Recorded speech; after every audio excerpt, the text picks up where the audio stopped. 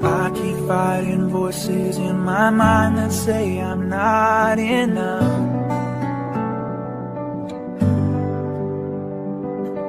Every single lie that tells me I will never measure up. Hi guys! Welcome back to my Merly Biblical Tips channel. Isang maganda at mapagpalang araw muli sa ating lahat. At magpapatuloy pa rin po tayo doon sa ating pong mga mahalagang pinag-uusapan patungkol po sa iba't ibang dahilan kung bakit pinaghihirap ng Diyos ang buhay ng tao. At ngayon po guys ay nasa pang-11 dahilan na po tayo. So ito po yung aking ibabahagi sa inyo sa video ito, ang pang-11 dahilan ng Diyos kung bakit pinaparanas niya ng paghihirap ang buhay ng isang tao. At ang pang-11 ito guys ay bilang pagtutuwid ng isang mapagmahal na ama na mababasa po natin sa aklat ng Hebreo chapter 12 verse 4 hanggang 11. Ganito po ang sabi ng Hebreo chapter 12 verse 4 hanggang 11. Simulan po natin dito sa verse 4. Hindi pa humahantong sa pagdanak ng inyong dugo ang pakikipagtunggali ninyo sa kasalanan. Nalimutan na ba ninyo ang pangaral ng Diyos sa inyo bilang mga anak niya? Mga salitang nagpapalakas ng loob sa inyo? Anak, huwag kang magwawalang bahala kapag itinutuwid ka ng Panginoon at huwag panghinaan ng loob kapag ikaw ay pinarurusahan niya. Sapagkat pinarurusahan ng Panginoon ang mga iniibig niya at pinapalo ang itinuturing niyang anak. Tiisin ninyo ang lahat bilang pagtutuwid ng isang ama sapagkat ito'y nagpapakilalang kayo'y inaari ng Diyos na kanyang mga anak. Sinong anak ang hindi itinutuwid ng kanyang ama? Kung ang pagtutuwid na ginagawa sa lahat ng anak ay di gawin sa inyo, hindi kayo tunay na anak kundi mga anak sa labas. Tangi sa riyan, pinarurusahan tayo ng ating mga ama sa laman at dahil dito, ginagalang natin sila. Hindi ba lalong nararapat na tayo pasakop sa Diyos na ating Ama sa Espiritu upang mabuhay tayo? Sa loob ng maikling panahon, itinutuwid tayo ng ating magulang ayon sa inaakala nilang mabuti. Ngunit itinutuwid naman tayo ng Diyos sa ikabubuti natin upang tayo maging banal tulad niya. Verse 11, habang tayo itinutuwid, hindi tayo natutuwa, kundi naghihinagpis. Ngunit pagkaraan yon, lalasap tayo ng kapayapaang bunga ng matuwid na pamumuhay. Ayan po ang isa sa mga dahilan ng Diyos kung bakit pinaparanas niya ng paghihirap ang buhay ng isang tao bilang pagtutuwid ng isang mapagmahal na ama. Doon po sa binasa ko ngayon na mga talata. So bago po tayo guys magpapatuloy, may ikukwento muna ako sa inyo na mula sa aking napanood sa isang clip movie. Yun.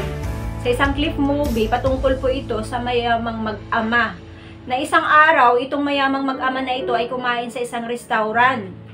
At yung ama nag-order na ng kanyang pagkain at yung anak naman ay nag-order din ng para sa kanya at kape.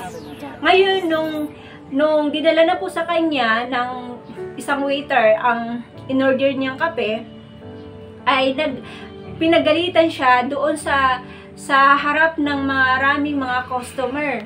So, sinisigawan siya nitong anak na ito, yung waiter na nagdala sa kanya ng kape, dahil mali daw yung binigay sa kanya ng kape, hindi daw yun yung kanyang in-order na kape. So, ang ginawa naman ng ama nito na mayaman ay humingi siya ng depensa doon sa waiter, doon sa attitude ng kanyang anak. So, humingi siya ng sorry doon sa waiter, and then, di umalis na yung waiter. Pagkatapos, habang sila ay kumakain, itong anak ng mayaman na ito ay parang kinukulit na niya yung kanyang daddy na ibili na siya nito ng car. Gusto na niya magkaroon ng car. Tapos, ang ginawa ng daddy, sabi ng daddy niya, bago kita ibili ng car, dapat matuto ka muna magtrabaho, matuto ka munang makisama sa tao, makitungo sa tao, lalong-lalo na sa mga empleyado.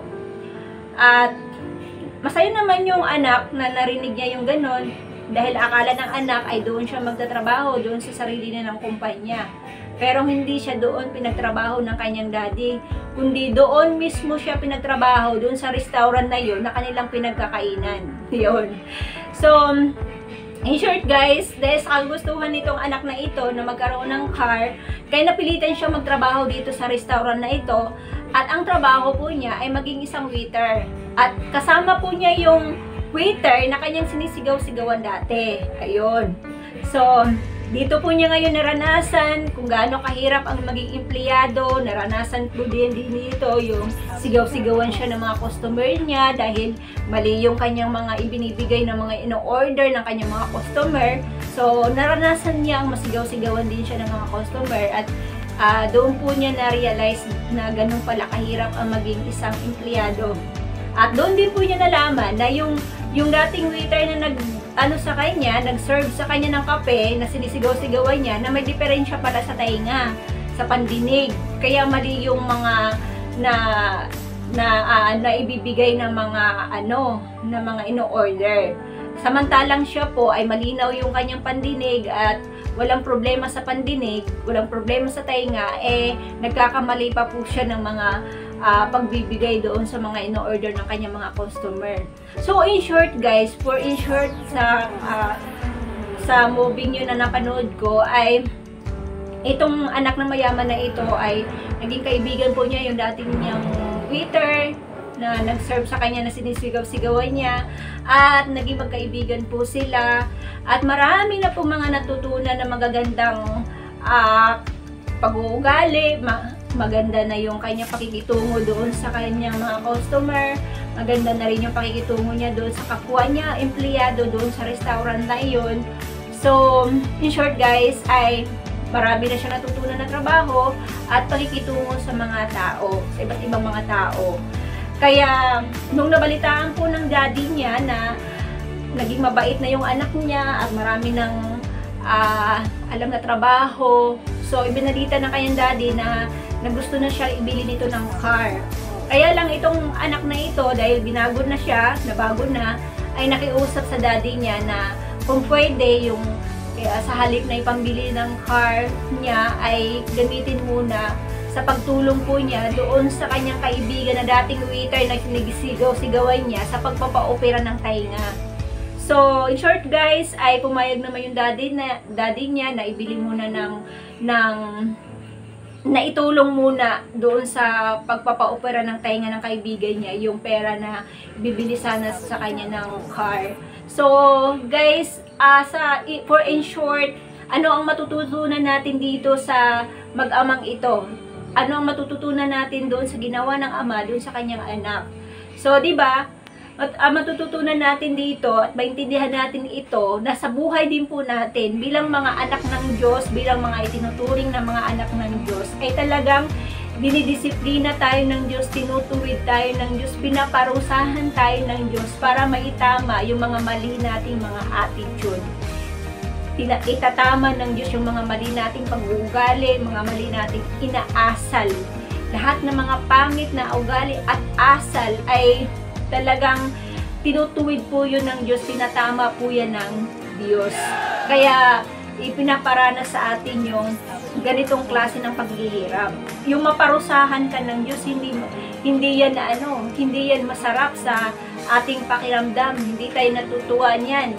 Bagkos ay tayo, naghihinagpis tayo, sumasama ang loob natin, nagagalit tayo kapag nakakaranas tayo ng paghihirap. Pero pagkatapos naman daw nun, pagkatapos naman ng hirap na yon, makapamuhay naman tayo ng mapayapang buhay.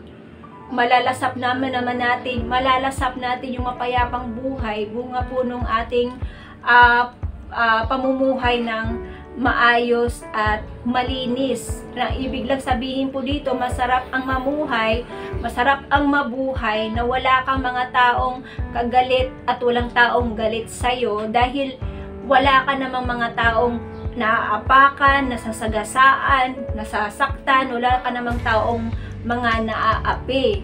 Yes. So, yun ang concern po ng Diyos dito guys sa atin kung bakit tayo pinaparusahan or pinagdadanas ng ganitong klase ng paghihirap ay para maitama yung mga mali at baluktot nating mga pag-uugali at asal.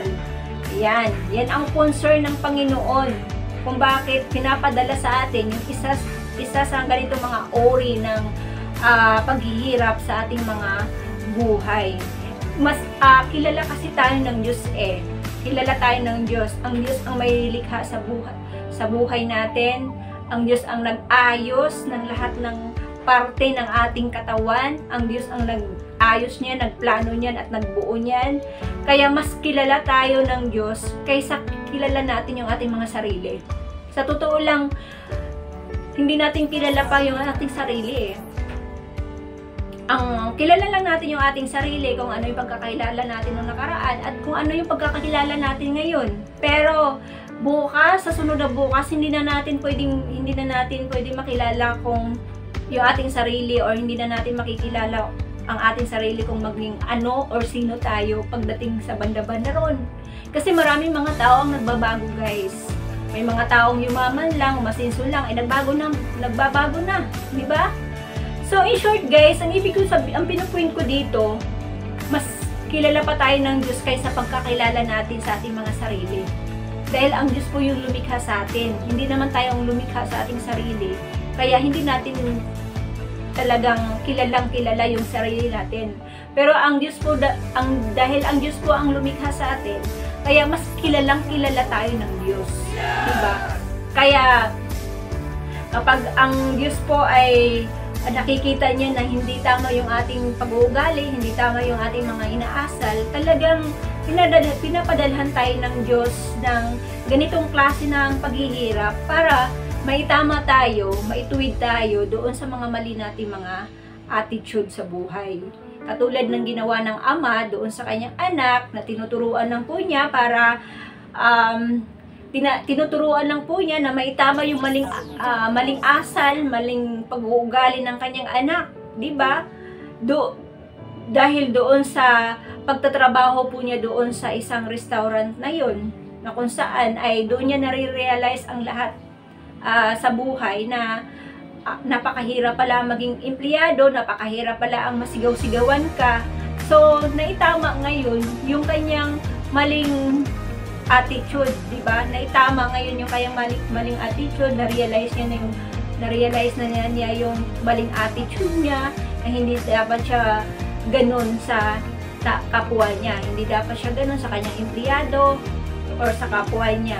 So, ganun po ang Diyos, guys. Ganyan ang ginagawa ng Diyos sa buhay po natin. Yes. Kaya, wala tayong dapat gawin sa panahon na naranasan natin yung ganitong klase ng paghihirap, kundi matuto tayong tumanggap at matuto tayong hanapin kung saan tayo nagkamali.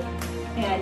Dapat sa bawat paghihirap natin kung nararanasan sa buhay, dapat matutunan po natin na mag-research, yan, magmuni-muni, yan, matuto tayong suriin ang ating mga sarili kung saan tayo mali, kung saan tayo nagkakamali, kung bakit pinaparanas ng Diyos ang ganitong klase ng paghihirap sa buhay.